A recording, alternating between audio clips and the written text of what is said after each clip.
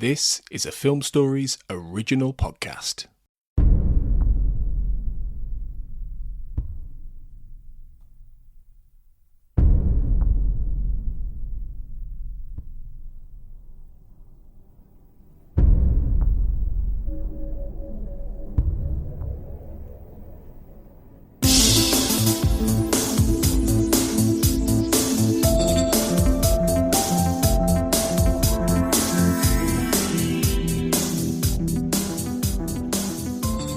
Welcome back to the Xcast. The truth is in here. I'm your host, Russ Hugo, and I want to welcome you back to the I Want to Believe Minute, where we unpick the second X-Files movie 1 minute at a time. Today, helping me to explore minute 81, which is running from approximately 80 minutes in, as the phone is handed to Agent Drummy, through to 8059, as Cheryl Cunningham is about to be tranked, is once again Baz Greenland. Welcome back, Baz. Yeah, good to be back again. So the last minute, we kind of talked briefly, just at least mentioned, that we have Agent Fossey here, played by Sarah Jane Redmond, who is answering the phone from Scully. And I'm not sure, are you familiar much? Have you watched Millennium? Millennium, I do like what I've seen of Millennium, but it's one of the gaps I have. I've got them all on DVD, and I've watched most of the first season. But Kurt will kill me. I have, as much as I'm a huge X-Files fan, I do need to actually finish Millennium, so I'm not as familiar with the character. I am a fan of the first season. I like all seasons for their different reasons, but just, I'm sure, because Tony might be screaming right now, if you like the X-Files, you should get to season 2. Because the season 2 being produced by Morgan Wong has so much in common with the X-Files in tone and ideas that's usually where I'd recommend. Season 1, if you like stuff like Beyond the Sea from the X-Files, you'll obviously, there's a lot to like about season 1. It's much more standalone.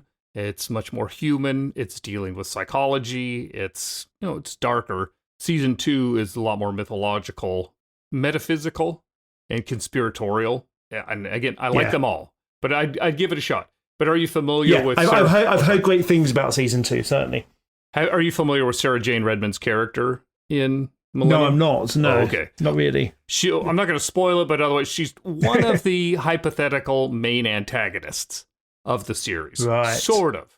I won't go into it, it's vague, but it's interesting having her show up in this film multiple times where she's in the background or here acting very sinister, but actually doesn't do anything. And so this scene here makes me wonder, was this a seeding of a plot line for maybe that potential third film that you mentioned in the previous minute, that maybe Drummy and Fossey could have been antagonists. They could have been the new Noel Rohr or the new Smoking Man of sorts if they were going to go on to season 3. I mean, go on to a third film.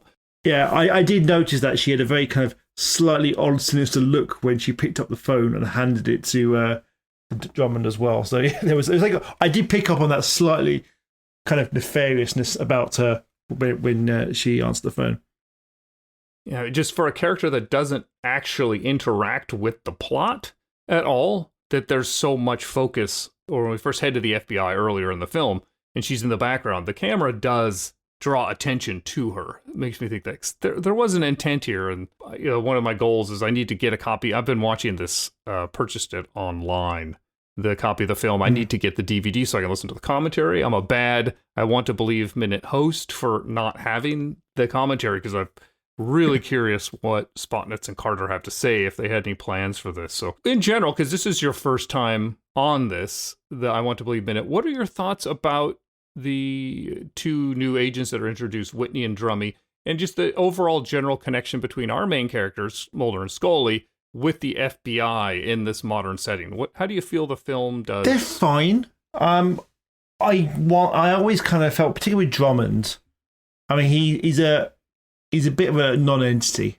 and I remember the first time thinking, this is a great opportunity to have Dogger and Reyes back and continue them in a way that audiences who don't really know how to watch the end of the X-Files or churned off towards the end wouldn't necessarily need to know about them as characters. But I thought Dogger and Reyes would work brilliantly as these characters, finding a way to get Mulder acquitted of his crimes and get involved. So I thought that would have been quite effective. I think as they are, Drummond, I kind of forget he exists, to be fair. I'm not particularly, there's not much, I mean, this scene is probably the most, I feel like he kind of, most impact he makes.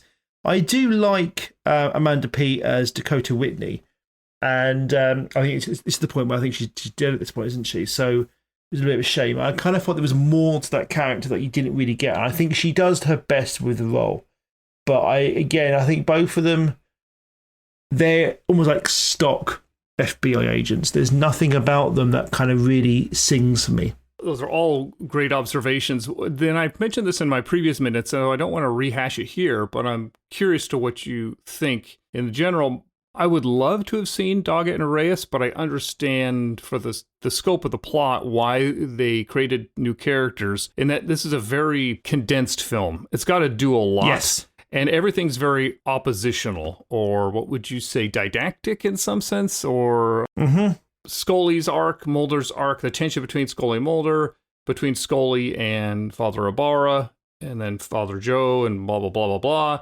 And then you've got the inversion that was done in the season 10 with Miller and Einstein, which I think is very unsuccessful in that it's a cartoonish inversion. It's inverting the characters and turning them into cartoon characters, while instead here they're sort of mixing the characters and inverting them at the same time so that there's a way to play off it. Because I think the film needs the hostility. There needs to be the tension and the rejection of both characters from the FBI in order to kind of keep that isolation, keep the coldness there. If they would have introduced Doggett and Reyes, which I would, again, that would have been super fun as fans, I'm worried that the film might have become too complicated because how do you then create that same tension of, I guess I'm saying this film is trying to rest in a space of ambiguity, and that's where I kind of like Drummy in that he's hostile, but he is not malicious. And as opposed to somebody like Miller and Einstein, where you can't believe anything they're going to do, and you can't sympathize with them. I can sympathize with Drummy's frustration with Mulder and with Scully. I can sympathize with Whitney's frustration, but also hope. They're not perfect characters because they don't have a lot of time, but with the time they're given, I think the actors underplay them really nicely so that we can they're just there to provide conflict and tension for melodramatic purposes. And I think it works, but that's my longer than I had intended summary, and I'm curious what your thoughts would be. Yeah, absolutely. I think you're absolutely right. I think if Doggett and Reyes had been in the film, or even one of them, it would have been a different film. Because I guess the only thing the film has to do, which is a burden from the truth. I'm not a fan of the truth. I love the X-Files, but I hate the truth with a passion. It's not one of my favorite episodes because I hate how they turn into a clip show by nothing else. But anyway, that's a whole other discussion. The one thing this film has to do is resolve that plot of Mulder on the run. So that's the only thing they have to do, because otherwise fans are going, what about the truth and what happened at the end? So they get to that pretty quickly, and I think maybe I'm a little bit too harsh. I think they're both fine as characters. They're both fine as performances. I think Amanda Peet is a bit of a stronger performer, I think, for me in this movie, but they just don't. There's nothing massive dynamic about them. But maybe, as you say, that's the point. There's a bit of hostility. Amanda Peet's Dakota Whitney is enough of a character that kind of has a little bit of an interest, maybe in psychic phenomena. A little bit, maybe that could have been a Reyes character. I don't know, but there's a little bit of connection to get Mulder in, to bring him into the film. But also there's that tension. I think her last scene to him said, we need to talk, because things are clearly not going well before she's killed. So there's clearly that kind of tension as well. And I think actually with Drummond in this scene particularly, his partner's just died. He doesn't want Scully, who's taking no shit at this point, telling him what to do. And she clearly is, and we're on Scully's side. But you can absolutely emphasise with how he's feeling because of what's just happened. So yeah, they're fine. They serve the plot well, but they just don't come across as characters I'm desperate to see again.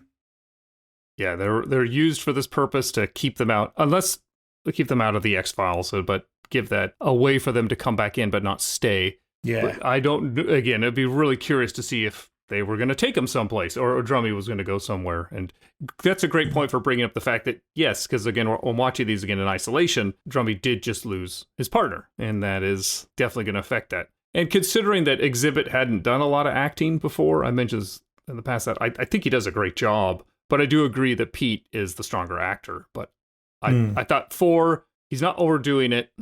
He's just going in, delivering a solid performance, and give him some. I wanted to give him a little bit of props there, but I won't litigate it. I think your summary is excellent, and can't argue with any of that.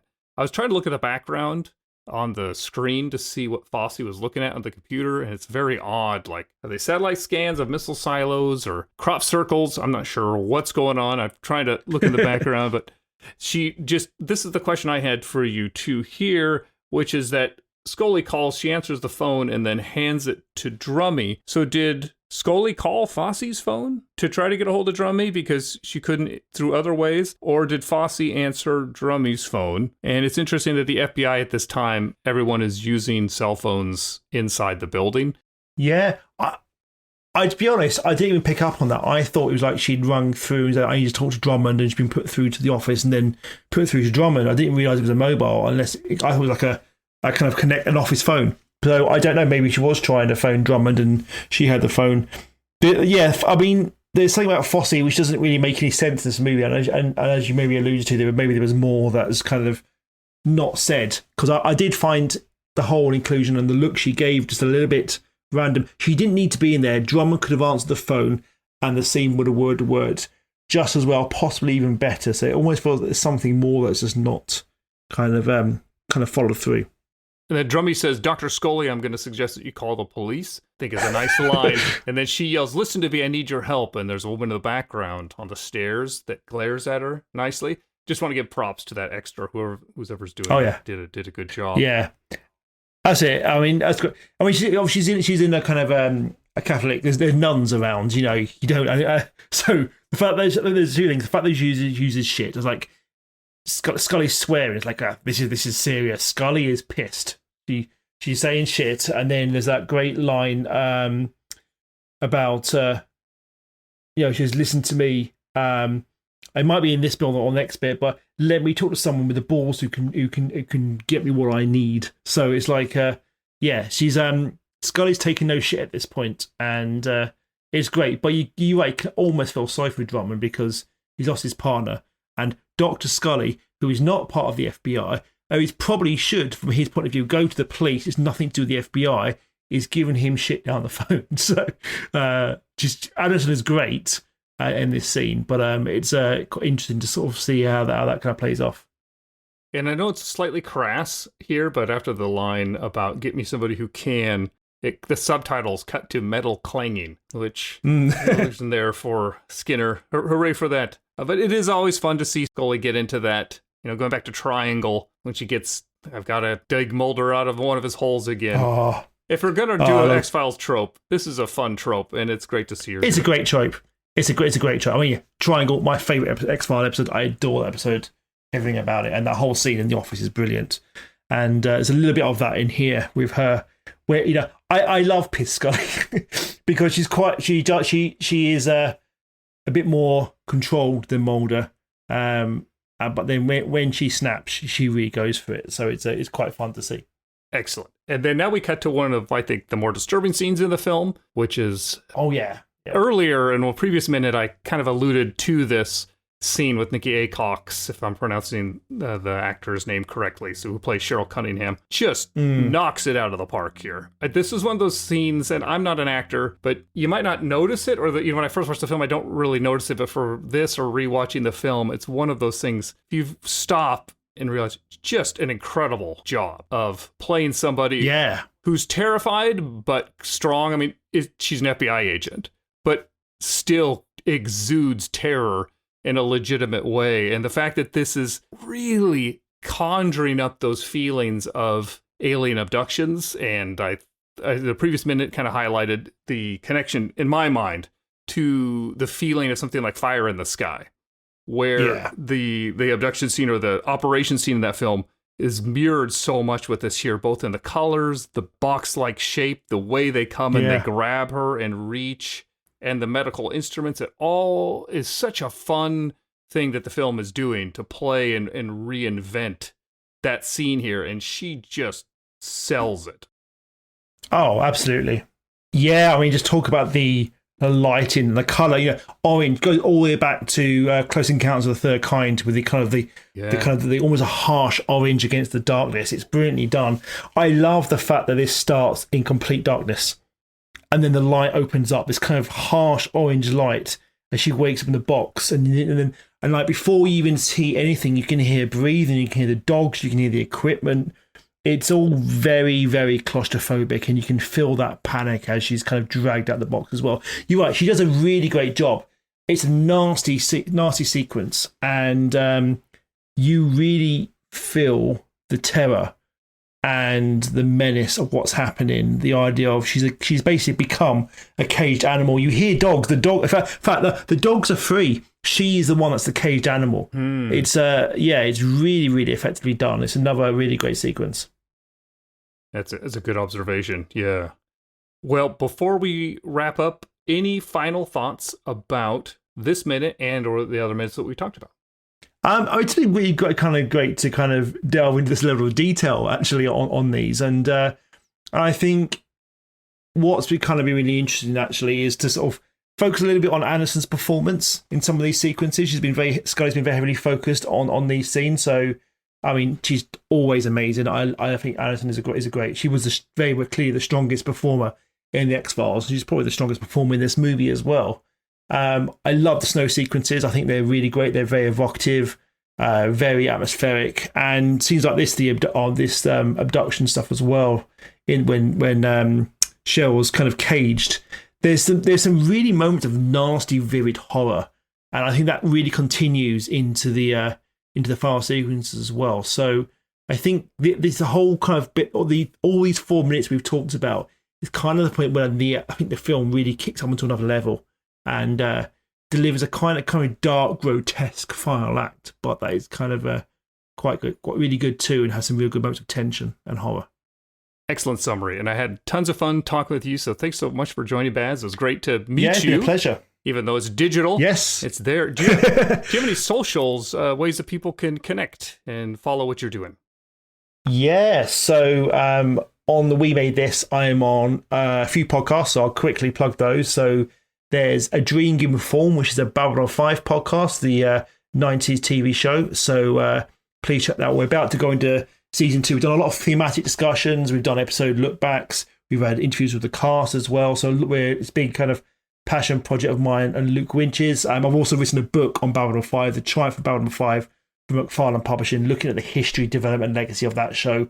That's out, just come out now this year as well. So So Dream Given Form, the TARDIS Crew, which is a Doctor Who podcast you mentioned, which I do with my son Ben. So we look at everything from classic, modern Doctor Who. Sounds like you're a fan. Your mention of Hunt there, so you're always welcome to come on our podcast too, if you wanted to. So that's a Doctor Who podcast. I've also written a book on that, on the Unit, the legacy and history and development of Unit in Doctor Who. That's coming out, or maybe out now, from Candy Jar Books. There's 2 books I've got coming out. And finally, Make It So, which is a Star Trek Legacy podcast. It's all sci-fi for me. And we look at the TNG era, so TNG, DS9, Voyager, look at episodes, characters, themes from those shows as well. And all of those you can find, I'm pretty much on all social medias. So either Baz Greenland or Greenland Baz, where I publicise my books and my podcast too. Yeah, great stuff. And although I am so far behind on tons of podcasts, just with work schedules, I have checked out the Doctor Who podcast, and I love it. You're doing great work, and yeah, keep it up. Thanks so much for all of the work you've been doing for the podcast network. And here's hoping that you do get around to publishing that book of all those old X-Files reviews. X-Files ones, yeah. It's very, very tempting. I did that in Twin Peaks, so maybe I'll combine it in 2. I don't know. Yes. Yeah. There's so much overlap. That would be tons of fun. Absolutely, yeah. Well, with that, Cortlan Waters Bartley will be back to cover the next block of minutes, starting with minute 82, and we'll be joined by a brand new guest. But until then, always remember, trust no one.